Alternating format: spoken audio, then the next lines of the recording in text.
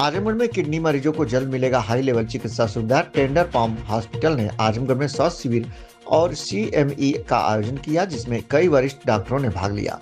Nephrology विशेषज्ञ doctor Shahzad आलम और urology विशेषज्ञ डॉक्टर फिरोज ने किडनी प्रत्यारोपण और उन्नत इलाज की सुविधा बढ़ाने का आश्वासन दिया। आजमगढ़ के उपाध्यक्ष अनुराग सिंह ने कहा कि टेंडर पाम हॉस्पिटल अत्याधुनिक चिकित्सा सेवा को सुलभ बनाने के लिए प्रतिबद्ध है। आजमगढ़ शहर में हम लोग एक अवेयरनेस क्रिएट कर सकें, लोगों में जागरूकता पैदा कर सकें कि किडनी के मरीज़ का एक इलाज है जो कि ट्रांसप्लांट है, और वो यहाँ के मरीज़ों को ये सुविधा टेंडर पाम हॉस्पिटल में दी जा रही है।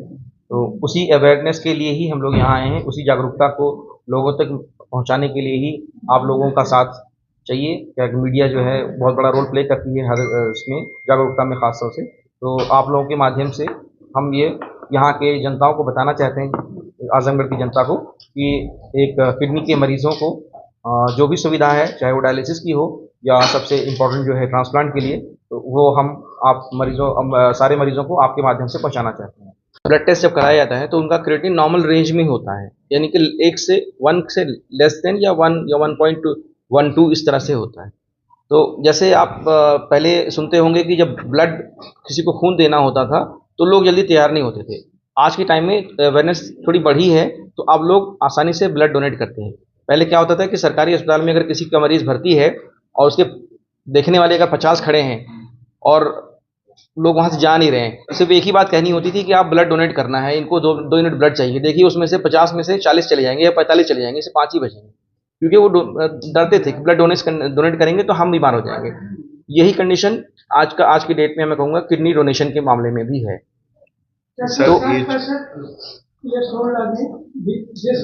जी बिल्कुल दे सकता है, लेकिन अगर कोई घर में यंग डोनर नहीं है, मतलब अगर उनके घर में कोई ऐसा डोनर नहीं मौजूद है, दे सकता है, बिल्कुल दे सकता है। अभी मैं आपको मरीज को कभी कभी ये लगता है कि 18 क्रिएटिनिन है, 20 क्रिएटिनिन है, और मरीज आराम से बैठा होता है।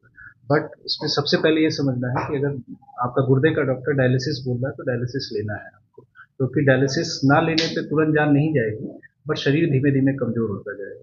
डायलिसिस हम जिनको एडवाइस करते हैं 10 में से 8 सेकंड उसके लिए ओपिनियन के लिए जाता है, घूम के वो डायलिसिस लेना पड़ता है। बट एक इमरजेंसी डायलिसिस होती है, एक होती है आपकी इलेक्टिव डायलिसिस। तो इलेक्टिव डायलिसिस हमेशा सस्ती होती है, उसमें मरीज खुद आया, अपने मन से चलते हुए आया और डायलिसिस लिया चला। इमरजेंसी डायल रात में सांस फूली और आप इमरजेंसी आके गिरे, ICU गए, उसमें खर्चा भी बढ़ता है और ट्रेन नेफ्रोलॉजिस्ट का रात में अवेलेबिलिटी भी नहीं रहती है।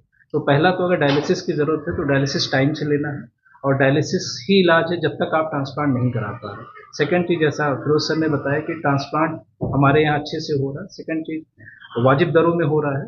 थर्ड ये है कि अगर किसी को ट्रांसप्लांट की ज़रूरत है, यंग पेशेंट खासकर जिनका 25 साल 30 साल पे गुर्दा खराब हुआ, तो अब ये जिम्मेदारी हम लोग आप लोग को भी दे रहे हैं कि उसे आपको समझाना है कि ट्रांसप्लांट के लिए जाना है। ट्रांसप्लांट अब बड़ी महंगी चीज़ है, बड़ी दूर की चीज़ नहीं रहेगी। संजीवनी बूटी नहीं है कि पहाड़ पे जाके लेके आना है, बहुत ईजी है। आपसे यहाँ से पूर्वांचल एक्सप्रेस वे बन गया है और लखनऊ में आके आप ट्रांसप्लांट करा सकते हैं उसी क्वालिटी में। जो मैं नेशनल क्लेम नहीं कर रहा हूँ, मैं इंटरनेशनली क्लेम कर रहा हूँ। इंटरनेशनली क्लेम ये है कि जो इंटरनेशनल लेवल पे जो सर्विसेज दी जा रही हैं, जिस पैटर्न पे इलाज हो रहा है ट्रांसप्लांट का, वही हम लोग दे रहे हैं।